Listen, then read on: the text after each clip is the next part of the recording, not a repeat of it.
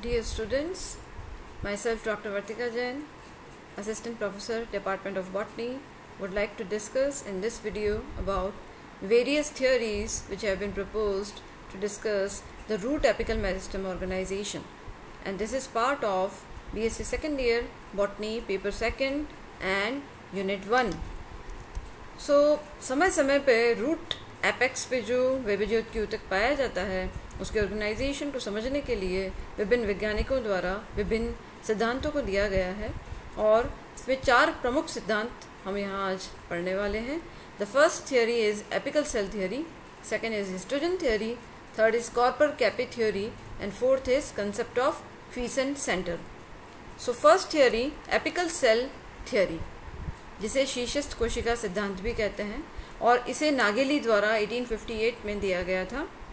And it explains that there is a single tetrahedral apical cell. Apex पे, root apex पे एक single एकमात्र tetrahedral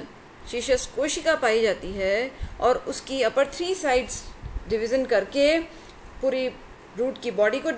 develop करती है, और रूट कैप उसके बेस से डिराइव होता है. परंतु इस प्रकार की स्थिति वैस्कुलर क्रिप्टोगैम्स जो हैं, टेरिडोफाइट्स जिसमें शामिल हैं, उसमें देखने को मिली. और ये थियोरी के द्वारा जो विभिन्न एंजियोस्पर्म्स हैं, विभिन्न आवृतबीजी पौधे हैं, उनके अंदर जहाँ पे ग्रुप ऑफ इनिशियल्स मौजूद होती है एपेक्स पे, वहाँ एक सिंगल सेल के द्वारा, इस एपिकल सेल थियोरी के द्वारा रूट एपेक्स ऑर्गेनाइजेशन को समझाया नहीं जा सका. और यहाँ इस पिक्चर में आप देख सकते हैं कि यहाँ पे एक सिंगल एपिकल सेल आपको नज़र आ रही है, और जिसके अंदर जो डिविजन्स हो रहे हैं उसके द्वारा, एपिकल सेल डेरिवेटिव्स के द्वारा रूट बॉडी बन रही है. Second theory it was histogen theory, ऊतकजन सिद्धांत, और यह सिद्धांत हैंस्टीन के द्वारा 1868 में दिया गया, और ये बता रहा है कि जो रूट एपेक्स है उसमें 3 लेयर्स मेरिस्टेम की मिल रही हैं, जिसे ऊतकजन कहा. पहली लेयर डर्मेटोजन जो एपिडर्मिस का निर्माण करेगा, दूसरी लेयर पेरिब्लेम जो कॉर्टेक्स यानी वल्कुट का निर्माण करेगा, और तीसरी लेयर प्लीरोम जो वैस्कुलर सिलेंडर अर्थात जिसमें जाइलम, फ्लोएम, कैम्बियम शामिल हैं, उसका निर्माण करेगा. और इस राइट साइड में आप जो डायग्राम है उसमें आप देख सकते हैं, outermost is dermatogen, then middle one is periblem and the innermost is plerome. और यही सिद्धांत आपको याद हो तो हमने जब शूट एपिकल मेरिस्टेम के ऑर्गेनाइजेशन समझ रहे थे, तब यही थियोरी, हिस्टोजन थियोरी में इन्हीं लेयर्स के द्वारा हमने शूट एपिकल मेरिस्टेम के ऑर्गेनाइजेशन को भी समझा था.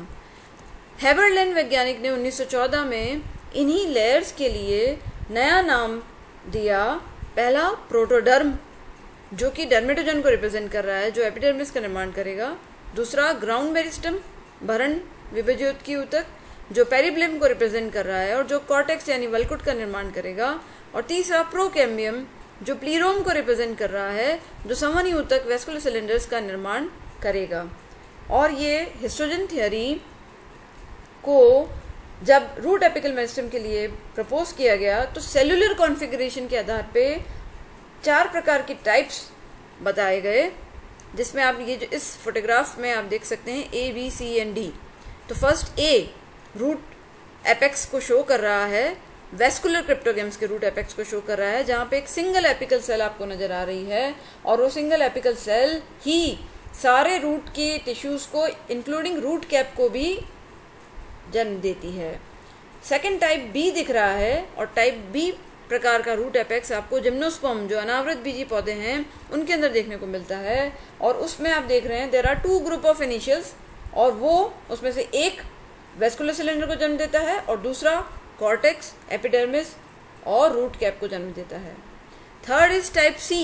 और टाइप C ऐसा है जहाँ पे जो प्रारंभिक कोशिकाएं हैं दे आर पुअरली इंडिविजुअलाइज्ड, और वे ही वैस्कुलर सिलेंडर, कॉर्टेक्स और रूट कैप को जन्म दे रही हैं. और चौथा टाइप का रूट एपेक्स मोनोकॉट पौधों में देखने को मिला है, जहाँ पे 3 ग्रुप ऑफ इनिशियल्स हैं, जिसमें से एक वैस्कुलर सिलेंडर को और कॉर्टेक्स, एपिडर्मिस को और रूट कैप का ओरिजिन इंडिपेंडेंट है. तो इस प्रकार के 4 टाइप ऑफ रूट एपेक्स इस हिस्टोजन थियोरी के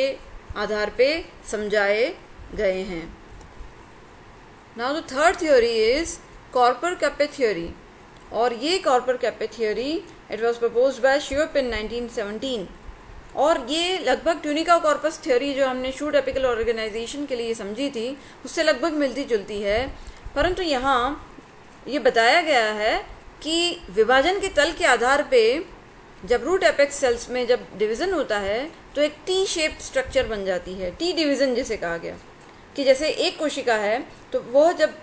पहला डिवीज़न ट्रांसवर्स डिवीज़न करेगी और ट्रांसवर्स डिवीज़न से 2 कोशिकाएं बनेंगी, अब उनमें से एक कोशिका में लॉन्गिट्यूडिनल यानी अनुदैर्ध्य विभाजन हो जाएगा, तो आप देखेंगे 3 कोशिकाएं बनी, और ये जो 3 कोशिकाओं का टी है ये एक पर्टिकुलर के सिक्वेंशियल डिवीज़न होने के कारण इसे टी डिवीज़न कहा गया, और इसके आधार पे हम रूट में 2 जोन्स का डिफ्रेंशिएशन कर सकते हैं। वह जोन जिसमें उल्टा टी प्रकार का डिवीज़न आपको दिख रहा है उसे कॉर्पर कहा, जो कि कैप यानी रूट कैप को का निर्माण करेगी, और जिसमें स्ट्रेट टाइप का टी डिवीज़न दिख रहा है वो बाकी रूट्स की बॉडी का निर्माण करेगी। तो ये थ्योरी के द्वारा मोनोकॉट्स में और स्पेशली पोएसी फैमिली जिसे ग्रामीणी फैमिली यानी जो गेहूं की फैमिली है उसके अंदर काफ़ी हद तक कॉर्पर कैपे की थ्योरी के द्वारा ये शार्प बाउंड्रीज जो थी उनके द्वारा इसको एक्सप्लेन किया गया था, परंतु बाकी कई प्लांट्स के अंदर इसे एक्सप्लेन नहीं किया जा सका और इस वजह से ये थ्योरी ड्रॉप कर दी गई। और इस पिक्चर में आप देख रहे हैं कि रूट कैप और एक टी प्रकार की स्ट्रक्चर आपको दिख रही है, इसमें straight tree and inverted tree दिख रहा है, और इन्वर्टेड ट्री आप जो देख रहे हैं वो बॉडी बना रहा है जिसे लिखा है कैपे टाइप ऑफ डिवीज़न, और कॉर्पर टाइप ऑफ डिवीज़न जो कि इन्वर्टेड टी है जो कि कैप बनाने का कार्य कर रहा है। Now fourth theory is concept of quiescent centre, शांत क्षेत्र का सिद्धांत।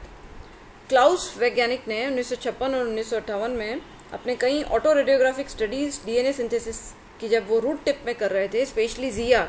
मक्के के अंदर कर रहे थे, तो उन्होंने देखा कि मक्के के रूट टिप में एक सेंट्रल कप लाइक एक क्षेत्र पाया जाता है, एंड वहाँ की जो कोशिकाएं होती हैं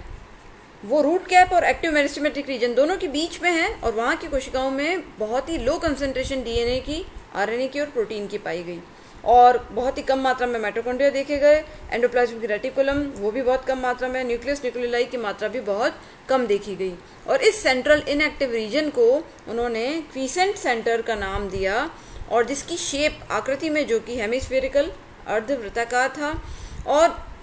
it may contain several 100 cells, जैसा देखा गया मक्के के अंदर 500 और ऐसे कई प्लांट विशिया फाइबा में 1100 इस प्रकार की कोशिकाओं को लेकर के ये क्रीसेंट सेंटर पाया गया। इस शांत क्षेत्र की कोशिकाएं डिवाइड नहीं होती हैं, डिवीज़न नहीं करती हैं, परंतु यह भी देखा गया कि जब प्रीवियसली एक्टिवली इनिशियल जो कोशिकाएं थीं वो जब डैमेज्ड हो गई या जब उन्होंने अपना विभाजन करना बंद कर दिया तो फिर ये शांत क्षेत्र की कोशिकाएं भी एक्टिव हो गई और they also start synthesising DNA. तो बताया गया कि ये इसकी प्रकृति है कि it acts as a reservoir of cells which are relatively resistant to damage because of their inactivity, और they provide as a permanent source of active initials, और जब भी आवश्यकता होगी तो पौधे में वो एक्टिव होकर के रूट ग्रोथ को करने में मदद करती हैं। और यहाँ 2 पिक्चर्स हैं जिसमें लेफ्ट पिक्चर में आप मक्का के रूट एपेक्स में देख सकते हैं क्रीसेंट सेंटर, और राइट पिक्चर में एलियम सीपा प्याज के रूट एपेक्स में आप देख रहे हैं कि अर्धवृत्ताकार क्रीसेंट सेंटर है, उसके पहले रूट कैप है और उसके बाद रूट बॉडी पूरी आपको नज़र आ रही है। तो ये concept of quiescent centre Clowes द्वारा दिया गया था। तो इस प्रकार हमने रूट एपेक्स ऑर्गेनाइजेशन को समझने के लिए 4 विभिन्न सिद्धांतों को देखा। पहला एपिकल सेल थियरी,